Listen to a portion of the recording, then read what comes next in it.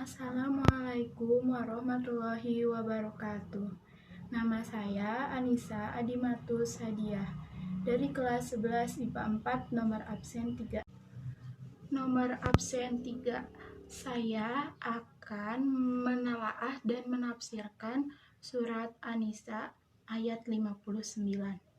Surat An-Nisa ayat 59 yang berbunyi, Bismillahirrahmanirrahim.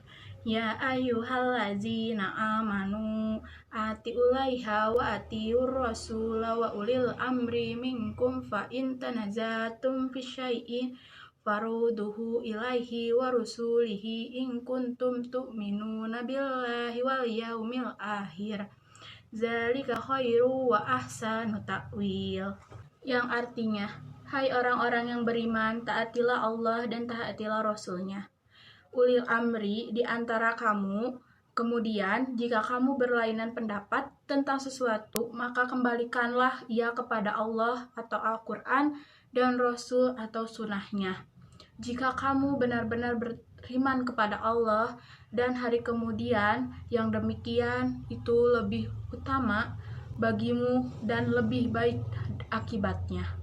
Isi kandungan surat An-Nisa ayat 59, yaitu yang pertama, orang-orang yang beriman wajib taat kepada Allah dan Rasulullah secara mutlak, yakni mengamalkan Al-Quran dan Sunnah Rasulullah Shallallahu Alaihi Wasallam.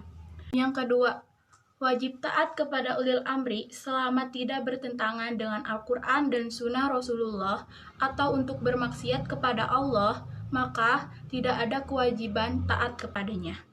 Yang ketiga, Al-Quran dan hadis adalah sumber hukum Islam. Ketika ada hal-hal yang diperselisihkan, harus dikembalikan kepada keduanya. Yang keempat, menjadikan Al-Quran dan hadis sebagai sumber hukum dan mengembalikan kepada penilaian keduanya ketika terjadi perselisihan adalah buku keimanan. Orang yang tidak mau menjadikan Al-Quran dan hadis sebagai hakimnya, keimanannya dipertanyakan. Yang kelima, kembali kepada Al-Quran dan hadis akan menghasilkan penyelesaian yang lebih baik dan membawa keberkahan.